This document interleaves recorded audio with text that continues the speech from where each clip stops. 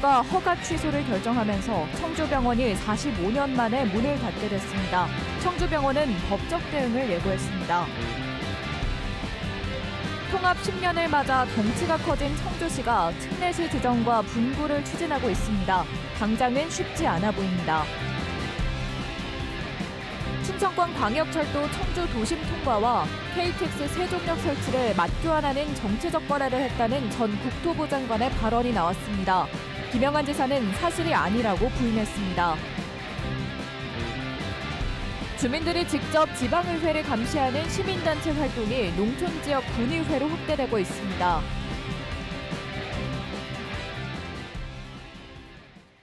시청자 여러분 안녕하십니까? 뉴스투데이 충북 소식입니다. 청주병원이 청주시 신청사 부지에 강제 수용되면서 갈 곳을 잃게 됐습니다. 결국 45년 만에 문을 닫게 됐는데요. 충청북도가 빌린 건물에서의 의료법인을 운영하는 것은 불가하다며 법인 허가 취소를 결정했습니다. 병원 측은 청주시를 믿고 이전 공사까지 마쳤다며 법적 대응을 예고했습니다. 정재영 기자입니다. 청주시에 땅과 건물을 내준 의료법인 청주병원이 이전 운영을 위해 빌린 건물입니다. 입원실과 치료실 등 내부 리모델링은 물론 운영을 위한 설비도 대부분 갖췄습니다. 청주시의 건축물 용도 변경 승인은 받았고 충청북도의 허가만 기다리는 상태였는데 결국 무용지물이 됐습니다. 충청북도가 기본 재산 없이 빌린 건물에서의 의료법인 운영은 도 지침은 물론 의료법 위반이라며 법인 허가 취소를 최종 통보한 겁니다. 구체적인 재산 확보 계획을 병원 측에 요구하며 수차례 협의와 청문 절차를 거쳤지만 현실적으로 어렵다고 판단해 이같이 결정했다고 밝혔습니다. 최종적으로는 이제 청주병원에서도 저희가 필요로 한 어떤 기준과 요건에 충족을 할 수 없다는 결론이 내려졌고요. 청주병원 측은 더 이상 병원 운영을 하지 않겠다면서 땅과 건물을 마련할 때까지 충청북도가 이전 운영을 허가해 줄 거라는 청주시의 말을 믿었다고 주장하며 법적 대응을 예고했습니다. 특히 자신들에게 기본 재산이 없는 건 스스로 처분한 게 아니라 2019년 청주시의 강제 수용으로 잃게 된 것인 만큼 당시 절차에 하자가 없었는지 시를 상대로 따질 것이라고 밝혔습니다. 최초에 강제 수용을 할 때 저희가 어쨌든 토지 건물을 갖고 있는 기본 자산이니까 그 부분에 대해서 복지부가 됐든 도가 됐든 허가를 받아야 됐던 거죠. 그런 절차가 없었던 거죠. 청주시는 시유지 수의 계약을 추진하는 등 그동안 청주병원의 이전 운영을 위해 노력했지만 자신들이 충청북도의 허가를 장담한 적은 없다고 반박했습니다. 또 이전 운영 가능성에 대해선 강제 수용 이후부터 꾸준히 문의했지만 충청북도가 명확한 답변을 주지 않았다고 주장했습니다. 작년 5월부터 여러 가지 이전을 하는데 협의를 계속해 왔었는데 그 협의 내용을 서로 받아들이고 이해하는 차이에서 비롯된 게 아닌가 생각합니다. 진실 공방 속에 자체 추산 30억 원의 이전 비용을 날리고 문을 닫게 된 청주병원. 입원 환자 70여 명과 직원 등 150명은 청주시 신청사 건립을 위해 늦어도 다음 달까진 새 둥지를 찾아 떠나야 할 처지가 됐습니다. MBC 뉴스 정재영입니다. 원희룡 국민의힘 당대표 후보가 국토부 장관 시절 김영한 충북지사와 충청권 광역철도 청주 도심 통과를 KTX 세종역 설치와 맞교환하는 정치적 거래를 했다는 발언을 해 논란이 되고 있습니다. 원 후보는 어제 세종시청 기자실을 찾아 당초 광역철도가 청주 도심을 지나지 않는 것이었다면서 당시 충북지사와 주고받기가 있어야 해결한다는 내부적 협의가 있었다고 밝혔습니다. 이에 대해 김영한 지사는 주고받기는 논의한 적이 없었다면서 광역철도가 생기면 세종과 오송역 간 접근성이 좋아져 세종역 설치가 필요 없다는 취지로 언급했다고 반박했습니다. 통합 청주시 출범 10주년 기획보도, 마지막으로 통합 청주시의 미래를 위한 과제를 살펴봅니다. 청주시는 100만 자족 도시를 꿈꾸며 한 단계 더 큰 도약을 준비하고 있는데요. 특히 특례시 승격 등의 행정력을 집중하고 있습니다. 김영일 기자입니다. 1년 전 30명의 사상자를 낸 청주 우송의 궁평 2지하차도. 청주시에 위치해 있지만 관리 책임은 물론 도로 통제 권한은 충청북도에 있다 보니 참사 당시 대처에 혼선이 빚어졌습니다. 만약 청주시가 특례시였다면 달랐을 거란 말이 나옵니다. 특례시로 지정되면 광역시도의 도로관리나 재난재해 대응 권한을 행사해 일원화된 대응이 가능했을 거란 얘기입니다. 오송 참사도 마찬가지입니다. 그게 이제 좀 역설적으로 일원화돼 있을 때도 저런 문제가 발생됐을까 이런 생각을 우리가 해볼 수 있는 것이죠. 재난 대응 차원을 넘어 광역시처럼 비대해진 기구와 조직에 걸맞는 행재정적 권한이 필요하다며 특례시 지정을 노리고 있습니다. 인구 100만 명이라는 현행 특례시 기준 때문에 기준을 낮추든지 아니면 인구를 늘리든지 당장은 쉽지 않은 과제입니다. 좀 더 체계적이고 합리적으로 주민의 의사를 모아서 청주시정을 합리적으로 발전시킬 수 있는 조직 예형적 틀을 갖춘다는 데 특례시의 목적도 있습니다. 몸집이 커진 만큼 국회의원 의석수가 늘어날지도 관심입니다. 현재 청주시 흥덕구의 주민등록 인구수는 27만 6,700여 명. 지난해 국회의원 분구 기준인 27만 3,200명을 이미 넘어섰습니다. 특히 청주시 흥덕구의 경우 각종 개발 사업으로 인구가 꾸준히 늘고 있는 만큼 지역 정치권의 노력 여하에 따라 청주 국회의원 1명을 더 늘릴 수도 있습니다. 국가 정책을 결정하는데 또 예산을 확보하는 데 있어서 국회에서의 활동 또 대정부 활동에 있어서 한결 더 유리할 수가 있는 거죠. 이제. 충북의 수부 도시로서 다른 시군과의 상생도 풀어야 할 숙제입니다. 충북이 통합 청주시를 중심으로 성장하면서 주변 다른 시군의 인구와 경제까지 흡수하게 된다면 갈등이 불가피하기 때문입니다. 그 열매가 주변 지역에 이렇게 확산되어지면서 수부도시로서의 역할, 그런 기능을 해나갈 때 이 통합의 의미가 있는 것이지 단순히 이 지역만 잘 살고 다른 지역이 소멸되어진다고 한다면 그건 의미 없는 통합이다 이렇게 생각을 합니다. 청주와 청원이 하나로 합쳐져 탄생한 통합 청주시. 이제 10년을 넘어 몸집에 걸맞는 내실 다지기로 한 단계 더 큰 도약을 준비하고 있습니다. MBC 뉴스 김영일입니다. 국민의힘 당권 주자들이 잇따라 충북을 방문하고 있습니다. 나경원 의원은 어제 김영한 충북도지사를 만난 데 이어 도청 기자실을 찾아 원희룡 한동훈 후보 측을 향해 지나치게 싸워 당이 망할 것 같다며 자신이 당대표 적임자라고 말했습니다. 앞서 지난 1일에는 원희룡 전 국토부 장관이 충북도청을 방문해 한동훈 후보를 비판했습니다. 박완희 청주시 의원이 기초의원 최초로 최고위원에 도전합니다. 박 의원은 어제 국회 소통관에서 기자회견을 열고 지방 소멸 위기는 지역의 실상을 정확히 아는 지방의원이 극복할 수 있다면서 다음 달 더불어민주당 전당대회에서 치러질 최고위원 경선 출마를 선언했습니다. 이어 최고위원이 되면 지방의 현실을 민주당 정책에 반영하고 개헌 논의에도 적극 참여하겠다고 약속했습니다.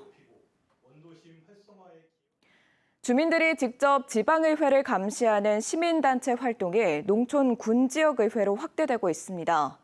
충북 군지역에서는 옥천에 이어 음성군이 의정 감시를 위한 단체 활동을 시작했습니다. 허지일 기자가 보도합니다. 음성군 의회 정례회, 지난해 음성군의 세입 세출 결산과 하반기 예비비 지출 승인이 이루어집니다. 보통 집행부 공무원만 앉는 방청석에 이날은 새로운 얼굴들이 자리를 차지했습니다. 음성군 의원들의 활동을 지켜보기 위해 모인 모니터링 시민 참가단입니다. 음성군 비영리단체 협의회가 공개 모집했더니 20대에서 70대까지 남녀 23명이 다양한 이유로 참여했습니다. 의원들의 이제 그 질이라든지 아니면 어떤 부분에 관심이 있는지를 보고 2025년도에 우리가 군의원들에게 어떤 것들을 좀 제안을 할까. 그런 망각된 시민들의 권리를 우리 스스로 한번 되찾아보길 바라는 마음으로 이런 활동을 조직하게 되었습니다. 이들은 정례회가 열리는 6일 동안 방청석에서 의원들의 출결, 지각 여부, 질의, 발언 횟수 등을 확인했습니다. 특히 음성군의 법령 위배나 예산 낭비에 대해 구체적인 지적은 있었는지, 또 합리적인 대안을 제시했는지 주관적인 평가도 동시에 이뤄졌습니다. 자기가 아는 분야에 대해서 정확히 알고 그거를 군수님한테 질의하는 그 장면이 전 되게 좀 멋있었던 것 같고, 정작 30대와 20대, 40대의 의견이라 할 만한 거는 많이 나오질 않더라고요.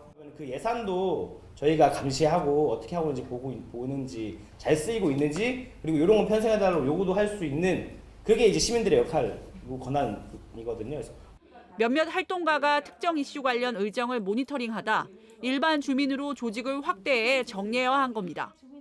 지난해 옥천에 이어 충북 군 단위 기초잔치단체 가운데 두 번째라는 점에서 의미가 있습니다. 12개 지표로 의원들의 활동에 점수를 매긴 시민 참가단은 하반기 의정 활동도 모니터링해 향후 평가 내용을 함께 발표할 계획입니다. 시민 목소리를 제대로 대변하는지 확인하기 위한 시민들의 자발적인 참여가 풀뿌리 민주주의 실현을 시작했습니다. MBC 뉴스 허지입니다. 옥천군이 46년 만에 신청사 건립을 시작했습니다. 옥천군은 2026년 말까지 옥천읍 문정리에 673억 원을 들여 지하 2층, 지상 6층 규모의 신청사를 건립하기로 하고 어제 첫 삽을 떴습니다. 옥천군과 군의회가 함께 사용할 신청사는 업무 공간 외에도 카페와 유아 휴게실 등이 들어서고 489면의 주차장도 설치됩니다. 지난 1978년 지은 옥천군 청사는 1991년 일부 증축했지만 공간이 협소해 불편을 겪었습니다. 대청댐 하류에 친환경 수열에너지를 만드는 특화단지가 추진됩니다. 충청북도와 청주시 한국수자원공사는 어제 착수 보고회를 열고 대청댐 하류에 3천억 원을 들여 5,300가구의 전기를 공급할 수 있는 수열에너지 생산 시스템을 구축하고 데이터 센터가 들어설 특화단지를 만들겠다고 밝혔습니다. 오는 2026년 4월까지 15억 원이 투입된 타당성 조사 용역이 진행됩니다. 스마트 기기 하면 어르신들에게는 친숙하기보다 어렵다는 인식이 여전히 강한데요. 그런데 요즘엔 어르신 맞춤형 스마트 시스템이 구축된 경로당이 등장해 인기를 끌고 있다고 합니다. 신병관 기자입니다. 보은의 한 경로당. 마을 어르신들이 노인회관과 원격 연결된 TV를 통해 건강체조를 배우고 있습니다. 강사를 따라 몸을 흔들고 소리도 지르고 노래도 부르다 보면 흥이 절로 납니다. 몸이 불편해 멀리 가기 어려운 어르신들에게 특히 인기 만점입니다. 복지관 같은 데는 멀어서 못 가고요. 여기 노인정에 와서 노래 부르고 이렇게 여러 어른들이 해주시면 참 좋아요. 매주 수요일 보은의 15개 경로당에서는 건강체조 노래교실 등 다양한 여가 프로그램이 온라인으로 진행됩니다. 노인회관 스튜디오에서 강사가 진행하면 15개 경로당과는 스마트 기기로 연결됩니다. 여가 프로그램뿐 아니라 스마트 기기를 통해 날씨와 버스 정보를 확인하고 혈압과 맥박 등 간단한 건강 상태도 측정할 수 있습니다. 아무 때나 여기가 편리할 때 좀 안 좋고 할 때 와서 하면은 좋지요. 너무 좋아요. 보은군은 정보통신 기술 기반의 스마트 시스템을 도입해 스마트 경로당을 구축했습니다. 어르신들의 활동량을 늘리고 우울감과 소외감을 해소하는 데 스마트 기기를 적극 활용하자는 취지입니다. 휴대폰과 컴퓨터 등을 개인적으로 활용할 수도 있지만 어르신들의 경우 여전히 스마트 기기 조작에 익숙하지 않고 개인보다는 단체 활동에 익숙해 맞춤형 스마트 시스템이 경로당에 필요하다고 판단했습니다. 기존 시스템들은 어르신들이 이제 익숙하지 못한 부분도 있고 아무래도 이제 그 배우려면 시간이 오래 걸리는 그런 부분도 있고 하니까 같이 모여서 함께 할 수 있는 시간을 만들기 위해서 이렇게 했습니다. 어르신들에게 스마트 기기가 어려운 대상이 아닌 즐거움을 선사하고 건강도 지켜주는 도우미의 역할을 톡톡히 하고 있습니다. MBC 뉴스 신병관입니다. 의대 정원 확대 문제를 놓고 의정 갈등이 격화되고 있는 가운데 충북 시민단체 연대회의와 회의가 일방적인 증원 추진 중단과 의사들의 현장 복귀를 촉구했습니다. 이들은 어제 성명을 내고 단순히 의대생 2,000명 증원만이 의료개혁의 전부가 아니라면서 정부는 일방적인 추진을 철회하고 여야 정치권은 필수 의료와 지역의료 강화 발현을 마련하기 위한 창구를 만들라고 주장했습니다. 화재 신고를 받은 경찰이 소방관보다 먼저 현장에 도착해 불을 꺼 큰 피해를 막았습니다.